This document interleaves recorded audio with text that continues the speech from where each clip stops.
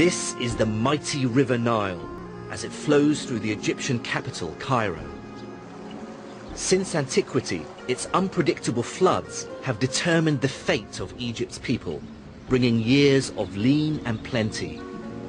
By the 8th century, Cairo was part of the Islamic Empire, and the new rulers took the first step to understanding this mighty river in a scientific way.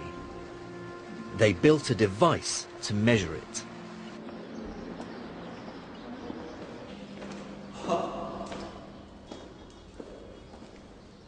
Amazing structure, right?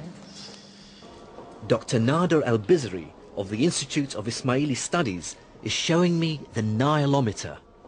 It's basically a huge colonnade that was built in a chamber connected by tunnels to the river. As the water rose or fell, its height could be read from the central column. The central colonnade here is ultimately a measuring instrument. It is very precise. It's almost 1 inch between a marking and another. Presumably they need to know seasonal variations in the height. And to try to have some sort of record so that they could measure against certain years, where a year was known for a high level of flood versus another year known for its drought. Then they might perhaps take some precautions. Yes. The data collected from the Nilometer did have one practical use. By creating an objective record of the river's behavior, it allowed the rulers of the time to calculate how much tax to levy on Egypt's farmers. But whatever its uses, what I love about the Nilometer is how it shows that to understand the world, you have to build devices to measure it.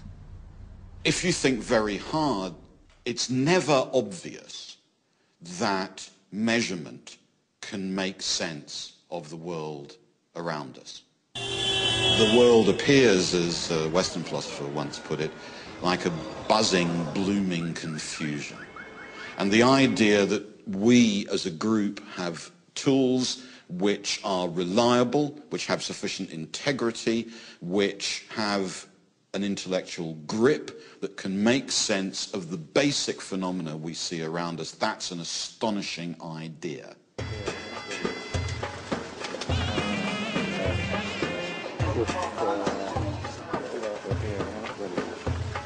And one medieval Islamic ruler made measurement a personal obsession, giving it a scale and ambition that was truly unprecedented. His name was Al-Ma'mun, and he became the caliph or ruler of the Islamic Empire in 813 AD. Al-Ma'mun lived in a culture without portraiture, so all we have are later impressions of what he might have looked like. Al-Ma'mun funded a range of scientific research, but one particular project was a personal favorite of his. And given that he ruled over such a large territory, it's hardly surprising what it was: map-making. In the second decade of the 9th century AD, Al-Ma'mun commissioned a new map of the world, and his scientists did a pretty impressive job. It was a vast improvement on all maps that had come before. What we see here is that they've really got the Mediterranean, its shape and how it links in with the Black Sea, the Middle East, even the whole of Asia as far as China and Japan. They've even got the Indian Ocean and the east coast of Africa. It all looks pretty impressive for the known world at the time. Of course, what Al-Ma'mun ultimately wanted to know was how much of the earth as a whole did he possess? And this begged the question, just how big is the earth?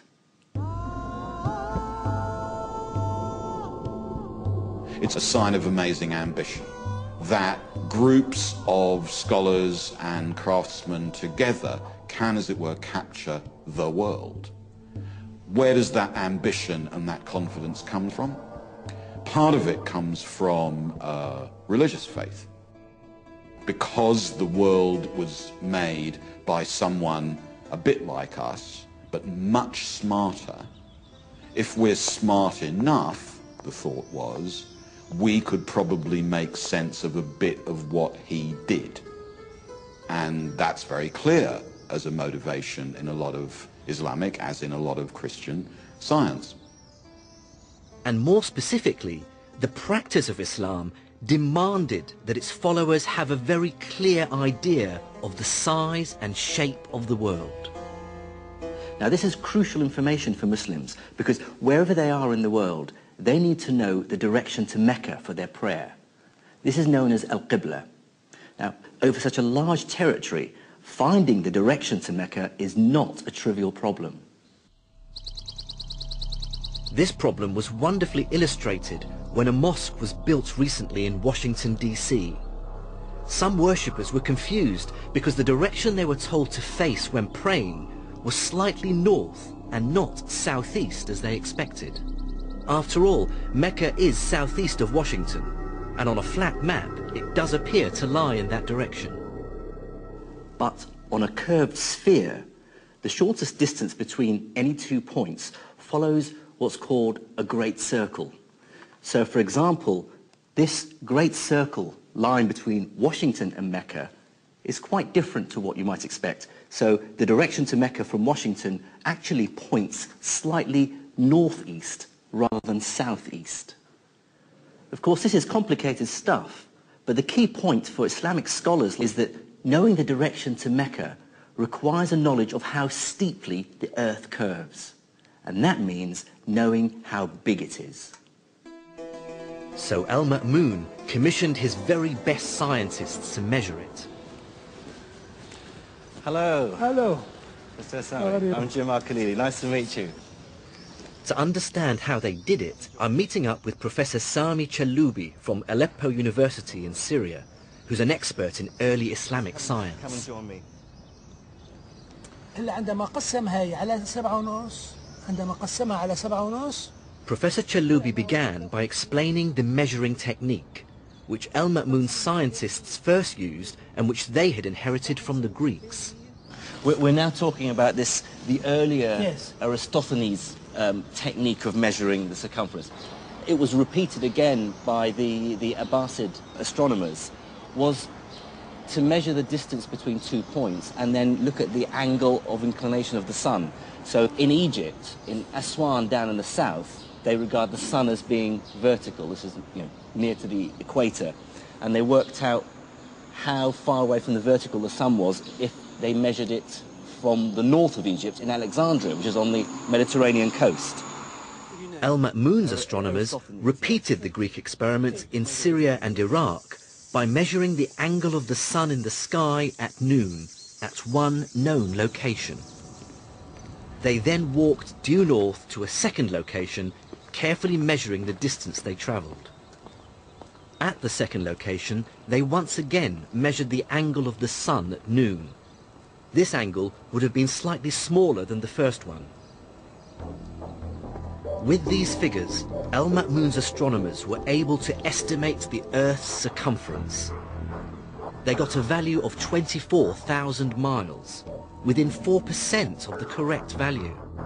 Not bad, you might think, but this method was flawed and ultimately unreliable. The main problem with it was that measuring the distance between two locations was incredibly difficult. It could only be done by the unreliable method of counting paces as you walked through the burning desert. A more reliable and sophisticated method for estimating the Earth's size was needed, and 2 centuries after Al-Ma'mun died, it came. What made it possible was a great leap of imagination, and the fact that by 900 AD, much of the world's mathematical knowledge had been translated into Arabic, so scholars could scrutinize and improve on it. Out of this obsession with scholarly learning came a true mathematical visionary, Abu Rayhan Muhammad ibn Ahmed al-Bayruni. And like all Islamic scholars of the time, al-Bayruni was obsessed with the science and mathematics of the ancient Greeks, Babylonians and Indians. And because of the success of the translation movement, he had literally on his desk the great work on geometry by Euclid, Ptolemy's Almagest, the Indian text, the Sinhind, and the famous work on algebra by Al-Khwarizmi. كان مكتوبة كتابة كتابة حطوا ورقة. Professor Chaloubi has brought along the book in which Al-Bayruni describes how he combined algebra and geometry with some very simple and practical measurements to solve the epic problem of how to calculate the size of the earth. Bayruni, the text from This is his Al-Qanun al-Mas'udi. the Mas'udi canon. Yes. This is Bayruni's canon, which I've been trying to get hold of, where he describes this fantastic experiment. And oh, you found the page. Yes. Having read Al-Bayruni's description of how to estimate the size of the world, I wanted to try it for myself.